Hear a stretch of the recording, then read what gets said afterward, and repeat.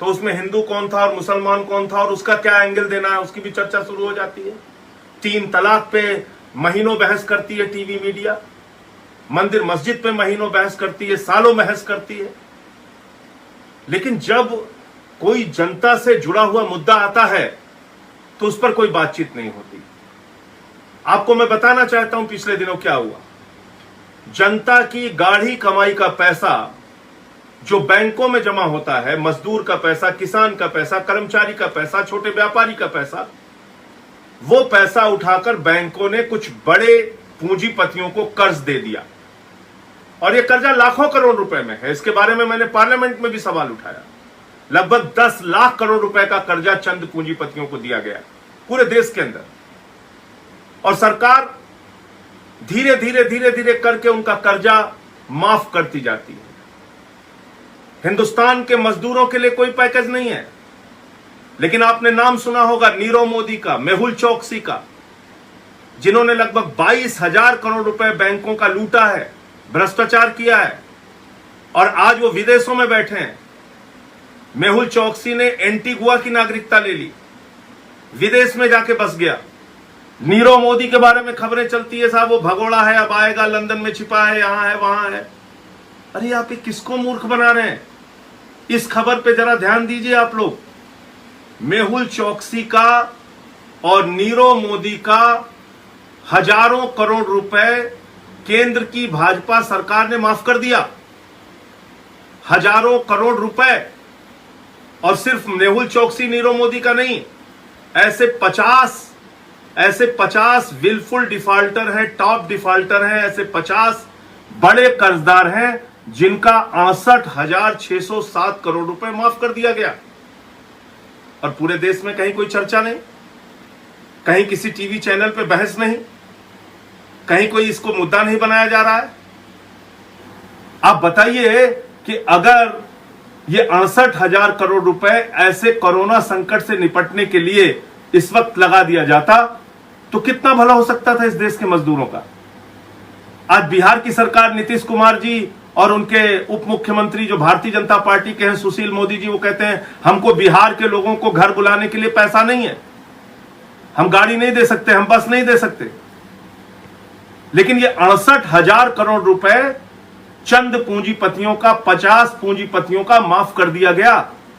ये 68,000 करोड़ रुपए अगर उन मजदूरों की जो हजारों किलोमीटर पैदल यात्रा पर निकल पड़े हैं, अगर उन किसानों की जो आत्महत्या करने के लिए मजबूर होते हैं, अगर वो लोग जो गरीबी के कारण 2 वक्त की रोटी नहीं पा रहे हैं, उनका चूल्हा जलाने में ये 68,000 करोड़ रुपए खर्च किया गया होता तो आप कल्पना कीजिए कि पूरे हिंदुस्तान में करोड़ों लोगों का भला हो सकता था, सबको उनके घर पहुंचाया जा सकता था इस पैसे से। लेकिन नहीं, आपके लिए पैसा नहीं है, आपकी सुविधा के लिए पैसा नहीं। हमने दृश्य देखे, बिहार के अंदर एक स्कूल के अंदर बंद है लोग और गुलामों की तरह उनके साथ बर्ताव किया जा रहा है। कोई आ रहा है, केला दे रहा है, कोई ब्रेड फेंक रहा है, उसमें टूटे पड़े जा रहे हैं। ऐसे ही आगरा का दृश्य हम लोगों ने देखा। ये बहुत ही पीड़ादायक जो कल की घटना का जिक्र मैं कर रहा हूं कि नासिक से मिक्सर के अंदर बैठ के 14 मजदूर चल पड़े। आप उनकी पीड़ा का अंदाजा लगाइए।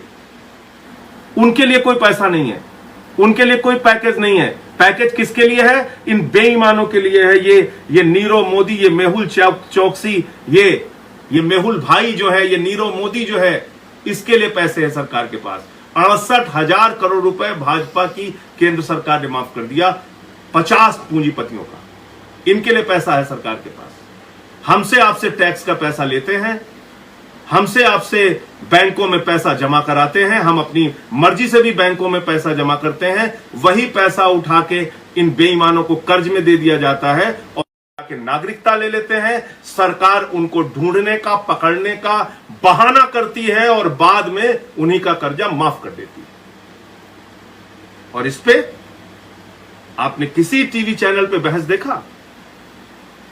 कहीं आपने 2 लोगों को मुर्गा लड़ाओ योजना के तहत आपस में लड़ते हुए देखा?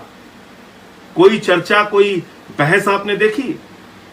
किसी ने सवाल पूछा इस केंद्र की सरकार से, भाजपा की सरकार से कि भाई ये बताओ कि ये 68,000 करोड़ रुपए तुमने गरीबों के लिए क्यों नहीं लगाया?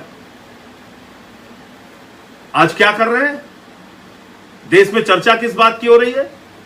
कौन सा सब्जी वाला मुसलमान है उसके साथ मारपीट करनी है, कौन सा ठेले वाला मुसलमान है, कौन सा किराने वाला मुसलमान है, उसके खिलाफ नफरत फैलाओ।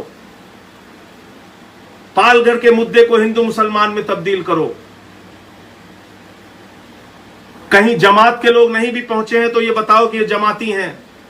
आपने देखा होगा पिछले दिनों कुशीनगर में, फरीदाबाद में, अरुणाचल प्रदेश में टीवी मीडिया ने चला दिया, इतने पॉजिटिव जमाती पकड़े गए। बाद में पता चला वहां की पुलिस ने खंडन किया, भाई यहां ऐसा कोई आया ही नहीं। इतनी नफरत, इतनी घृणा, समाज को बांटने की इतनी कोशिशें हिंदुस्तान में चल रही हैं। भाजपा का विधायक खुलेआम एक सब्जी वाले को गाली देता है इसलिए कि वो मुसलमान है और कहता है कि बस इधर दिखाई मत पड़ना। चरखारी या कहां का विधायक भारतीय जनता पार्टी का, बुंदेलखंड के इलाके का, ये आप कर रहे हैं। और पूरे देश को हिंदू मुसलमान में बांट के, नफरत में लड़ा के, आपस में एक दूसरे के बीच दूरियां पैदा करके आप कर क्या रहे हैं? आप चंद पूंजीपतियों का कर्जा माफ कर रहे हैं। कोरोना संकट से निपटने के लिए ये 68,000 करोड़ आपने नहीं लगाए। आपको चिंता है मेहुल चौकसी की, आपको चिंता है नीरव मोदी की, आपको चिंता है उन 50 पूंजीपतियों की जिन्होंने बैंकों को लूटा है, गरीब आदमी के, आम आदमी के पैसे को लूटा है। आपको उस मजदूर की चिंता नहीं है। उसके लिए आप कहते हैं हमारे पास पैसा नहीं है, हम उनको बसों से, ट्रेनों से अपने घर नहीं बुला सकते। अरे भाई, महीनों से फंसे हैं लोग। कोई आया था एम्स में इलाज कराने, कोई यहां पे पढ़ाई कर रहा है, कोई अपनी बेटी के घर आया था, कोई अपने भाई के घर आया था। लोग फंसे हुए हैं, अपने घर जाना चाहते हैं, परेशान है, परिवार से मिलना चाहते हैं, उनके लिए कोई इंतजाम नहीं। तो मैं आप लोगों से हाथ जोड़कर निवेदन करना चाहूंगा, विनती करना चाहूंगा, इस मीडिया के इस रवैये को पहचानिए और उनसे उम्मीद मत कीजिए कि वो कोई चर्चा करेंगे। अपने अपने स्तर पे सोशल मीडिया पर वीडियो बनाकर ये मामला आप लोग प्रचारित कीजिए, व्हाट्सएप पे, फेसबुक पे, ट्विटर पे, और इसको गांव-गांव तक पहुंचाइए कि 68,000 करोड़ रुपए 50 पूंजीपतियों का माफ कर दिया गया है, जिसमें नीरव मोदी भी शामिल है, जिसमें मेहुल चौकसी भी शामिल है, उसका भी हजारों करोड़ माफ कर दिया गया है, और गरीबों को मरने के लिए छोड़ दिया गया है, गरीबों को भूख से पीड़ा झेलने के लिए छोड़ दिया गया है, गरीबों को हजारों किलोमीटर पैदल चलने के लिए लावारिस छोड़ दिया गया है। इस मुद्दे को पहुंचाइए लोगों तक, सवाल पूछिए। सवाल आपको पूछना होगा अपने अपने स्तर पे, अपनी ताकत पे। आपके फेसबुक पे 100 लोग जुड़े हैं, आपके व्हाट्सएप पे 200 लोग जुड़े हैं, उन तक पहुंचाइए ये बात कि आखिर क्यों ये 68,000 करोड़ रुपए आपका पैसा, किसी और का पैसा नहीं, आपने जो जमा किया था बैंकों में वो पैसा उठा के इन पूंजीपतियों को दिया गया और फिर इनका कर्जा माफ कर दिया गया। आखिर क्यों? क्या लगता है नीरव मोदी इनका? कौन सी रिश्तेदारी है मेहुल चौकसी से इन लोगों की? ये सवाल